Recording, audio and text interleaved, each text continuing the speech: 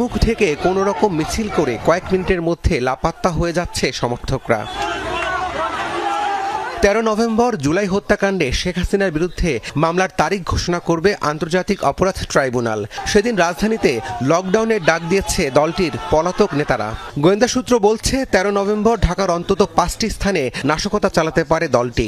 আগের রাত থেকেই রাজধানী এবং আশপাশে জড়ো হয়ে বিশৃঙ্খলা তৈরির পরিকল্পনা তাদের। তাই দিনটি ঘিরে আইনশৃঙ্খলা বাহিনী বিশেষ সতর্কতা পরিকল্পনা করেছে। আইনশৃঙ্খলা পরিস্থিতির অবনতি হতে পারে, এরকম যে কোনো পরিস্থিতি যখন আমরা আগাম খবর পাই, আমরা এই বিষয়ে কঠোর আমরা গোয়েন্দা নজরদারি থাকে এবং ওই সময় যে ধরনের ব্যবস্থা হতে পারে বা নেওয়া প্রয়োজন আমরা সাথে সাথে সেই অ্যাকশনে যাই।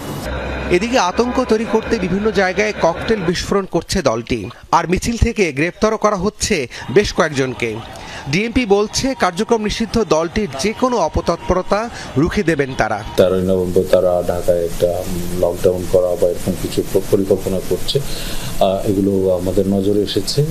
আমরা আমাদের কার্যক্রম অব্যাহত রেখেছি এবং ঢাকা মহানগরীতে আইনশৃঙ্খলা পরিস্থিতি বিনষ্ট করতে পারে এরকম কোনো তৎপরতা যেন না হয় সে ব্যাপারে আমরা আমাদের পূর্ব প্রস্তুতি নিয়েছি।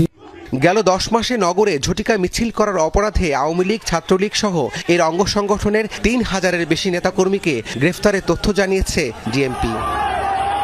রাব্বি সিদ্দিকী, যমুনা নিউজ, ঢাকা।